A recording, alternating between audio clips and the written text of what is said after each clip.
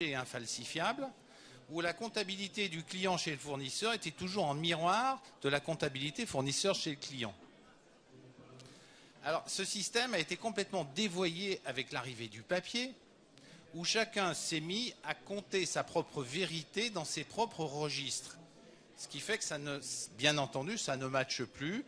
Et c'est pour ça notamment que les commissaires aux comptes dans les sociétés, pour contrôler les comptes, s'amusent à faire des mailings à tous les clients et aux fournisseurs et aux banques pour certifier l'identité des positions entre le client et l'entreprise elle-même. Donc quand on est parti de là, on s'est dit, et si on faisait une taille électronique? Alors une taille électronique, alors si je prends l'exemple d'une facture, ce serait un dossier facture qui recevrait la facture émise par le fournisseur d'un format X. On verra tout à l'heure comment on va les traduire. Nous, on la prend, on la met dans un format pivot, on ouvre un dossier et à travers ce dossier, on va tracer tout ce qui va se passer dans la vie de cette facture. C'est-à-dire qu'effectivement, elle a été émise, on prévient le client qu'il y a une facture qui l'attend, il vient la chercher, il l'intègre dans son système d'information, il la contrôle, elle est bonne à payer ou il la conteste et à ce moment-là, on ouvre un dossier BIST de gestion de litige. Et puis comme ça, on peut l'accompagner jusqu'au paiement, s'il le souhaite. Alors nous, le métier de Sakaras, c'est de gérer un cœur central, mais en parallèle, on s'est bien rendu compte que le gros problème, c'était que aller vers les entreprises avec des offres, il fallait autant d'offres qu'il y avait de catégories d'entreprises.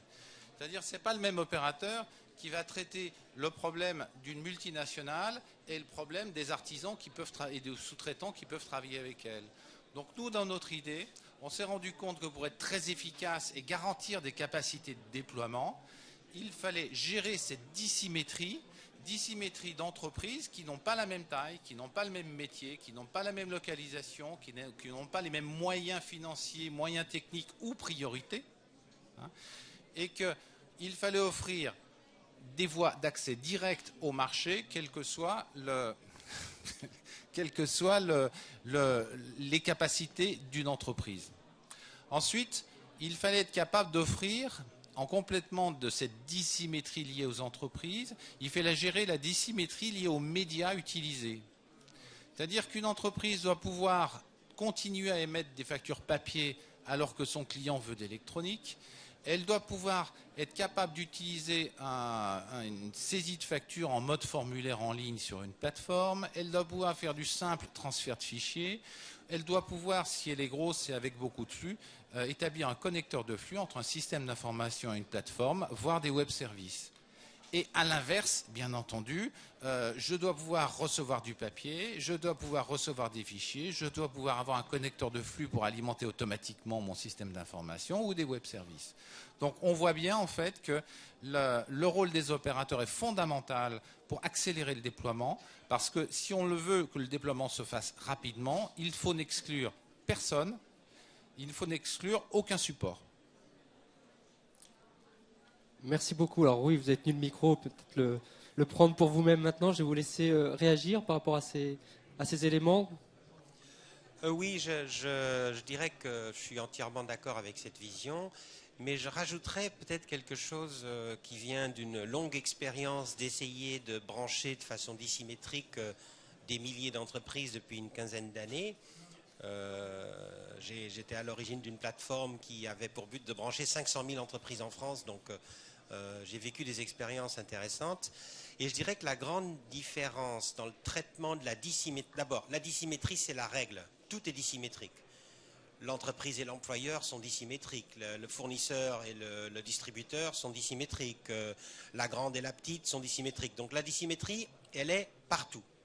C'est la réalité. Donc pour mettre en réseau des choses dissymétriques, c'est très compliqué. Et je dirais que la grande différence entre ce qui se faisait avant et ce qui se fait maintenant, c'est qu'avant, dans les échanges électroniques, on forçait la symétrie.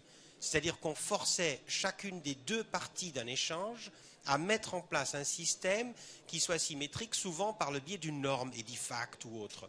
Ce qui était un projet de 6 mois, 1 an, 2 ans, 3 ans, souvent pour aboutir à 10% de dématérialisation.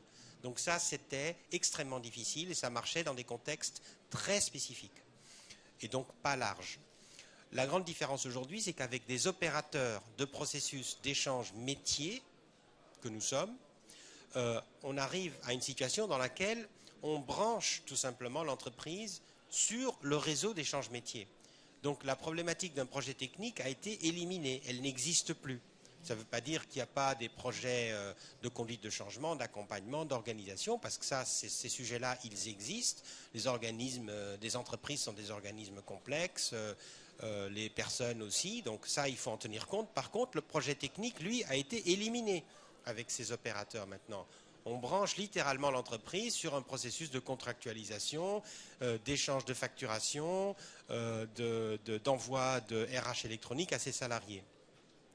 Le deuxième commentaire que je voulais faire, c'est que, oui, non seulement il y a différents modes d'accès à l'information ou à l'envoi de l'information, un fichier donné, un document, une saisie, voire même un papier, parce qu'aujourd'hui les plateformes ont elles doivent gérer le fait que moi, tous mes fournisseurs ne vont peut-être pas être capables tous d'adopter la dématérialisation demain matin à 10 h du matin.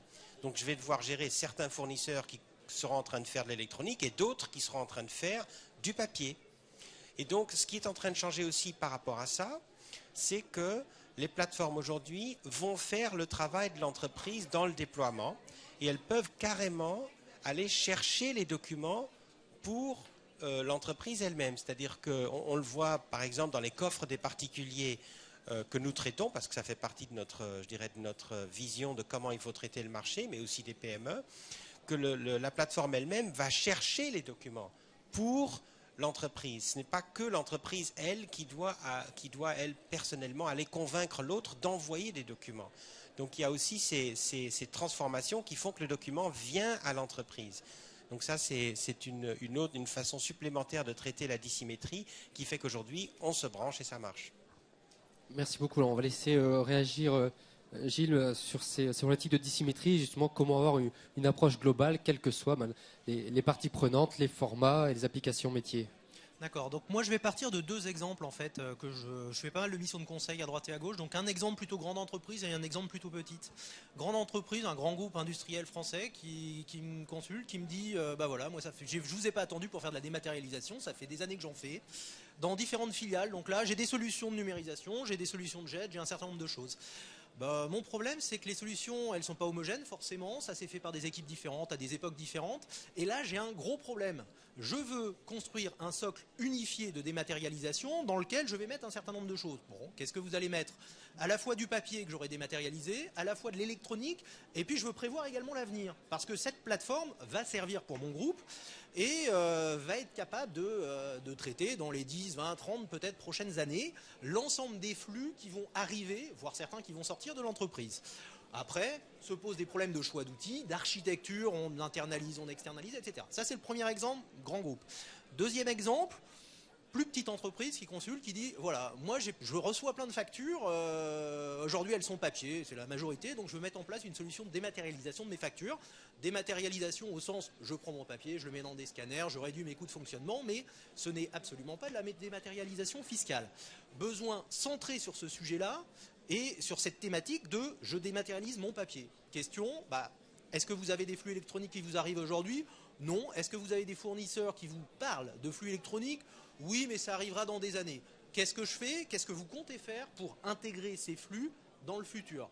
Non, mon problème, il est vraiment local aujourd'hui. Je me concentre sur mon petit sujet, je ne prévois pas l'avenir et je veux mettre en place ma solution. Alors, comment ces deux exemples se rejoignent? Très simplement, stratégie. La dématérialisation et la mise en place de plateformes de dématérialisation doit s'inscrire dans une stratégie d'entreprise. Dans le premier cas, grand groupe, c'est le poids du passé et le poids du groupe qui fait que la stratégie elle n'a pas eu lieu. Dans l'autre cas, c'est un manque de prise de hauteur et de recul par rapport au traitement d'un sujet concret.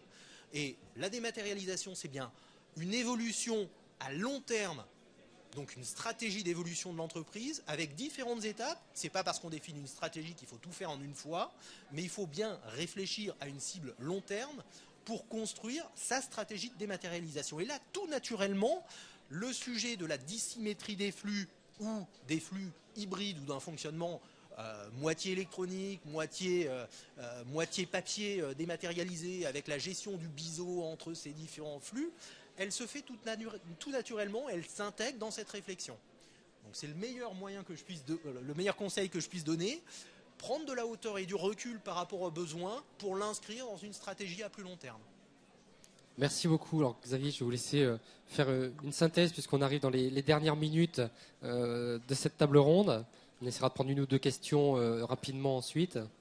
Oui, la synthèse, c'est de montrer qu'aujourd'hui, les différents opérateurs répondent à un besoin clair qui est de dire on va harmoniser, je dirais, les échanges, on va harmoniser la diffusion des documents électroniques en s'affranchissant au final du format et du média de diffusion. Et ça, c'est vraiment la grande avancée, je dirais, avec la plateforme Sakara et avec nos technologies qu'on met en place, c'est de se dire, moi, j'envoie du PDF signé et puis de toute manière je sais que mon fournisseur il le recevra dans le format que lui souhaite le recevoir et du coup on devient interopérable les uns avec les autres et chacun reçoit le format qu'il est capable lui-même de traiter. Et c'est vrai à la fois, une fois de plus, dans le monde du B2B, entre entreprises, mais c'est vrai aussi dans le monde du particulier, puisque aujourd'hui, la plupart des plateformes de dématérialisation, par exemple des bulletins de paie, bien entendu, proposent une diffusion hybride qui, en fonction du choix du salarié, va envoyer un bulletin de paie électronique dans un coffre ou va continuer à envoyer un courrier papier. Donc en fait, on a le papier et l'électronique, en tout cas déjà, qui continue de coexister pour un passage progressif au tout électronique. Merci beaucoup. Là, il nous reste 4 minutes pour être dans les délais. Est-ce qu'éventuellement il y a des questions? On a illustré avec les factures, avec les bulletins de paie, mais on a parlé d'applications métiers, hein, donc ça ne se limite pas évidemment aux exemples qu'on a pris. Est-ce que par rapport aux problématiques de dissymétrie qui ont été évoquées dans cette deuxième partie, vous avez des questions? Oui, alors attendez, je vais venir vous apporter le micro.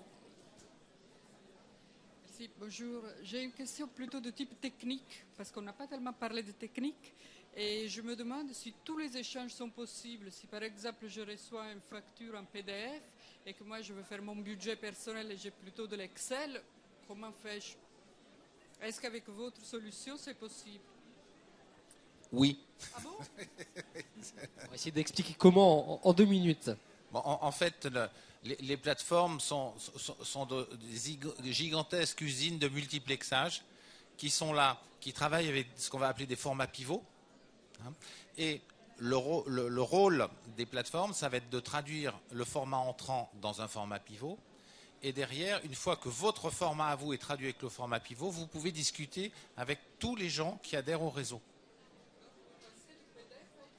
Exactement.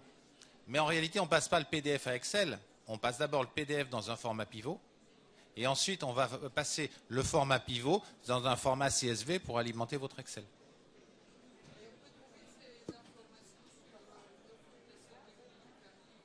Oui, oui, tout à fait. Sur nos sites, vous avez ces informations. Oui, c'est le genre de besoin qu'on voit typiquement dans les PME ou voire chez les particuliers. C'est cette transformation de données qui sont dans des formats qui ne sont pas vraiment utilisables dans une gestion, dans des formats qui sont utilisables dans une gestion. C'est une vraie révolution technique qui est faite par nos plateformes aujourd'hui. Alors, question sur le taux de fiabilité de la conversion. Alors, au niveau de la conversion, la question, c'est pas quel est le taux de fiabilité, c'est qu'est-ce qu'on met en œuvre pour arriver à 100% de fiabilité. Alors, si on prend l'exemple...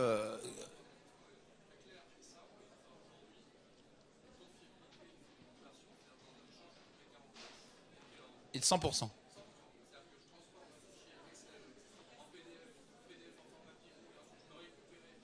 Ça marche, bien sûr. Oui, oui, tout à fait. Alors, on garantit ces 100% avec une traçabilité de tous les actes de transformation qui sont faits et qui sont souvent associés, d'ailleurs, si je prends l'exemple de la facture, au contrôle des mentions obligatoires. Donc, vous avez autant d'acquittements que d'éléments obligatoires à traduire. Et si jamais il y a un pain dans la traduction, vous, en tant qu'utilisateur, vous pouvez monitorer vos flux et voir là où vous avez eu un problème.